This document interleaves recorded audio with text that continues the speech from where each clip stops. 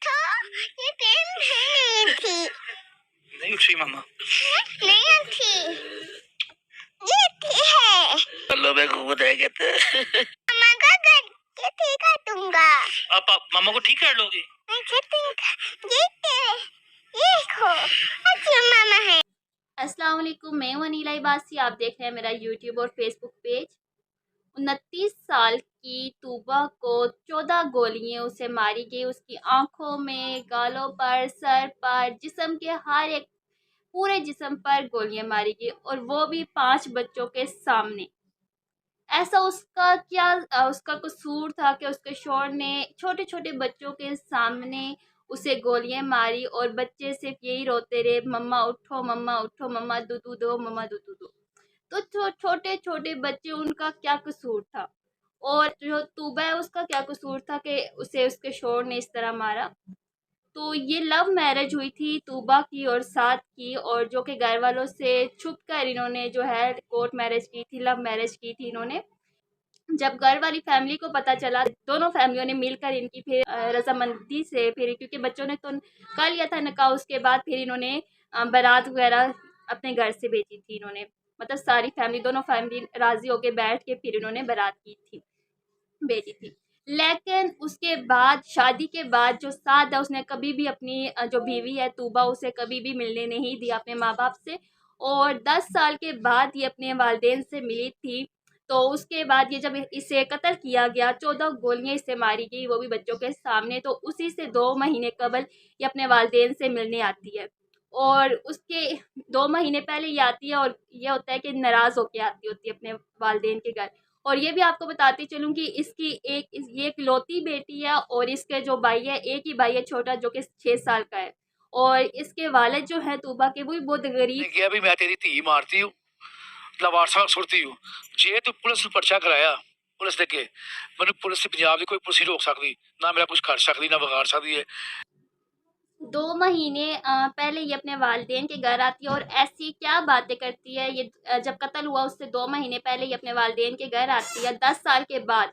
तो वालिदैन अपनी बेटी को देखते हैं, और इसने ऐसी क्या बातें शेयर की वालिदैन से, वो मैं आपसे बाद में शेयर करती हूँ। लेकिन ये वाक़या है 7-8 दिन पहले का। लेकिन मैं आज इसलिए वीडियो बना रही हूँ क्योंकि सीएम साहिबा जो हैं वो अपने भतीजे की शादी में मसरूफ़ थी, और यही वजह है कि मैंने कहा कि जब वो फ़ारिग हो जाएंगी तब मैं ये वीडियो बनाऊंगी, क्योंकि ये आवाम तक एक मैसेज पहुँचे।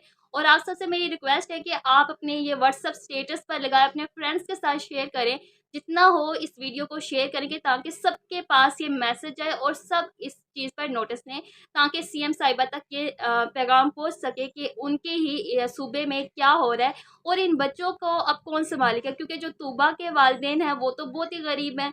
एक वो जो रिक्शा चलाते थे, और रिक्शे से वो 5 बच्चों का किस तरह वो करेंगे, 4 बेटे और एक छोटी सी नन्ही सी एक बेटी है, और उनको किस तरह संभालेंगे। अनटिल के उसकी वालदा के पास, जब उसकी वालदा के पास उसके कफन के लिए भी पैसे नहीं थे, कोई ख़त्म नहीं पढ़ाया, कुछ नहीं किया, क्योंकि उसके पास पैसे ही नहीं है ना उसकी वालदा के पास। वो ऐसे इन महंगाई के दौर में बच्चों का किस तरह करेगी।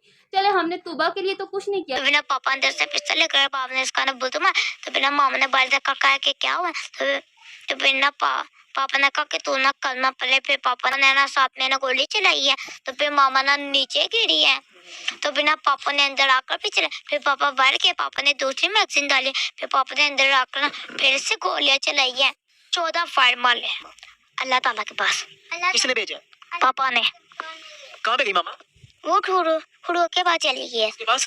हुरू के पास चली। के पास चले गई? हाँ, कहाँ पे गई है मामा? अल्लाह ताला के पास। लेकिन एक छोटी सी कोशिश तो कर सकते हैं ना, क्योंकि हदीस में आता है कि अगर आपके सामने जुल्म हो रहा है या कोई बुराई हो रही है, उसे रोकने के 3 तरीके बताए हैं। पहला तरीका ये है कि आप उसे ज़ुबान से रोकें, अगर ज़ुबान से नहीं रोक सकते तो उसे हाथ से रोकें, हाथ से भी नहीं रोक सकते तो फिर आप उसे दिल में बुरा जाने। और तीसरा तरीका है दिल में बुरा जाना, और दिल में बुरा जाना इंतहाई तरीन कमज़ोर दर्जा है।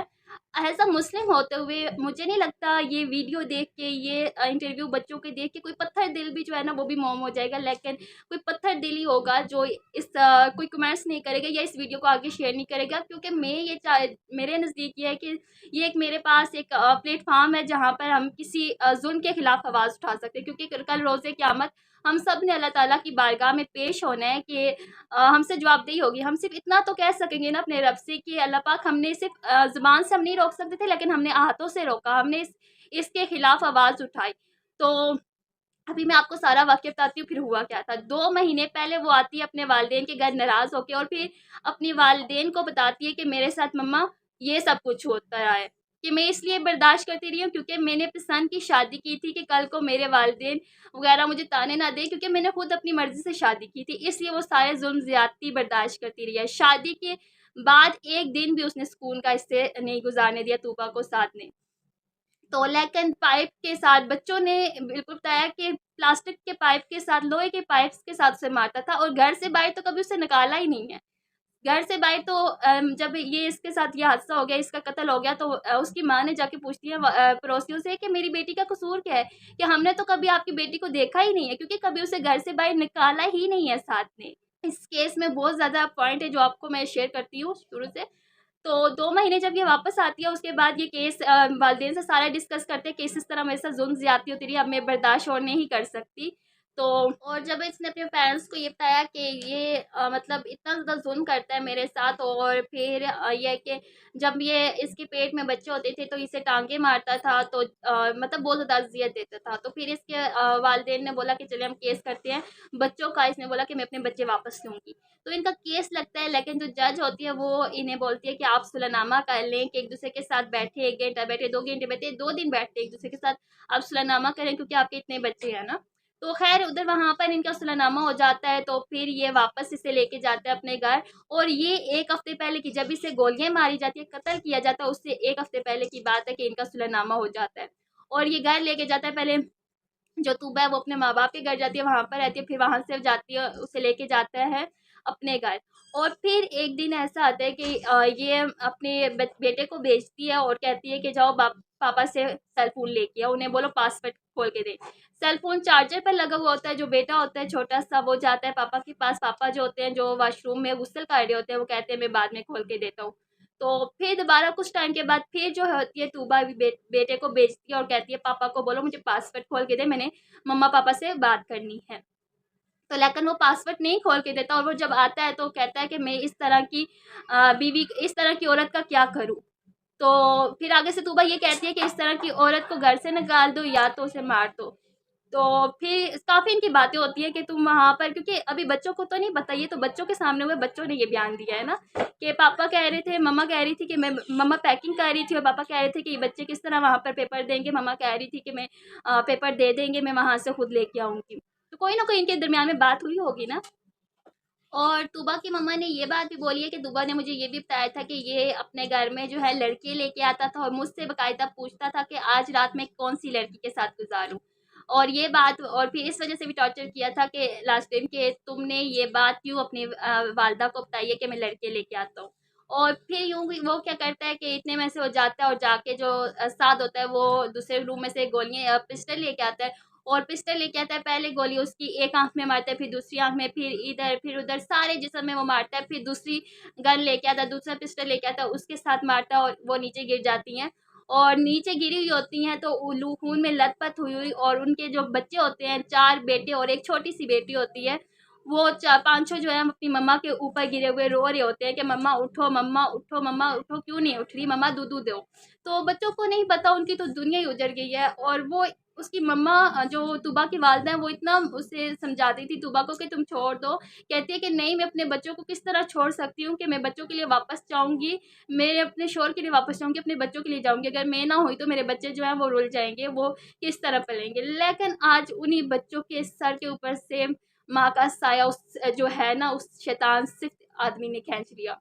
और ऐसे इंसान को मैं कहती हूँ कि कोई कोर्ट कचहरियों के अमल ना किए जाए, कुछ भी ना हो, जस्ट इसे पकड़े और उसी जगह जो है किसी भी चौक में खड़े करके इसे 14 क्या 400 गोलियाँ इसके जिस्म में मारें, ताकि इसे पता चले।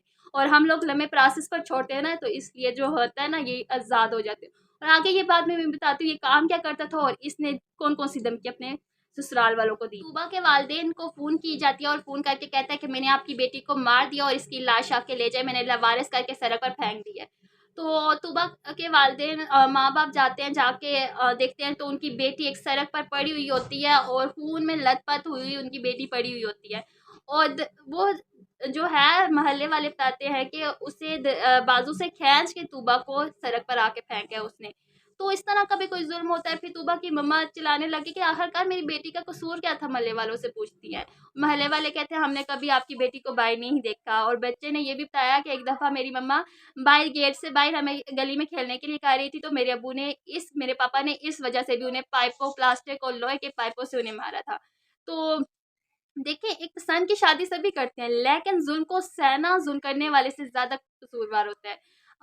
ठीक है, मानती हूँ जो होती हैं माएँ, वो अपने बच्चों के लिए बहुत कुछ सहती हैं, सिर्फ़ अपने बच्चों के लिए, लेकिन उन बच्चों के सर पर तो नहीं है ना, बाप तो पहले ही उनका नहीं था।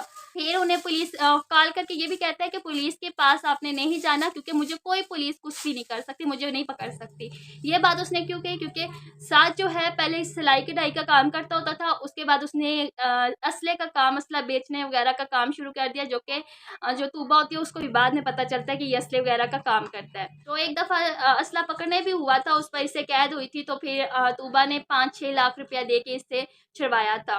तो इसलिए इसके कॉन्टेंट होते हैं, कहीं न कहीं होंगे, क्योंकि असले का काम जो तूबा है उसे भी ये चीज़ बाद में पता चलती है। तो लेकिन वो इसलिए अपने वालिदैन से हर एक बात छुपाती है, क्योंकि उसे बहुत सी धमकी भी दी जाती है। जैसे कि कत्ल के बाद भी उसने तूबा के वालिदैन को धमकी दी कि मैं आप सारी फैमिली को मार दूंगा, मैं तुम्हारे जो 6 साल का इकलौता बेटा है उसे भी तुम्हारी बेटी की तरह मार दूंगा। तो मेरी आप सबसे रिक्वेस्ट है कि खुदारा आप लोग बोलें, क्योंकि कल रोज़े क़यामत हम सब ने जवाबदेही देनी है। वो अगर इतना भी बड़ा हुआ, सोशल मीडिया एक ऐसा प्लेटफॉर्म है जहाँ पर हम लोगों ने आवाज़ उठाए रखना है, तो तभी इससे मिलेगा। ज़ारा का केस आज तक सॉल्व नहीं हुआ, क्यों नहीं सॉल्व हुआ? क्योंकि हमने उसके लिए आवाज़ उठाना छोड़ दिया है। कोर्ट कचहरियों में केस चले जाते हैं। लंदन में जो सारा का केस हुआ था, वो मैंने आपको बताया था किस तरह लंदन पुलिस ने कुछ ही महीनों में उस केस को सॉल्व किया था, और किस तरह इबरतनाक उन्हें सज़ा दी थी। सज़ाएँ पूरी उम्र के लिए उन्हें उम्र कैद हुआ था। और कल परसों की एक न्यूज़ है कि लंदन की जेल में कैदियों की तरफ से जो सारा का बाप है रिजवान, उस पर हमला हुआ कि कैसे इसने कैदी जो है उन्हें भी ये चीज़ इतनी बुरी लग रही थी कि इसने अपने बच्चों पर, अपनी बेटी पर क्यों इतना जुल्म किया। तो देखें, हम ऐसा मुस्लिम होते हुए हम लोग क्यों एक पुतला बने हुए हैं, जो कुछ नहीं कर सकता, हक इंसाफ के लिए नहीं बोल सकता ना, वो बस एक खामोश गूंगा शैतान है, मैं तो ये कहूँगी। तो मेरी रिक्वेस्ट है आप सबसे कि खुदारा आवाज़ उठाएं, तो उन बच्चों के लिए आवाज़ उठाएं। हम तूबा के लिए इंसाफ नहीं कर सके, लेकिन उन बच्चों के फ्यूचर के लिए कुछ कर सकते हैं। वो नन्हे नन्हे बच्चे वो अपनी नानी के सर पर हैं, उनकी नानी जो है वो भी बीपी की मरीज़ हैं।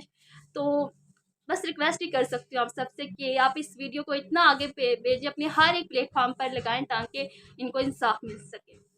तो खुदा हाफिज़।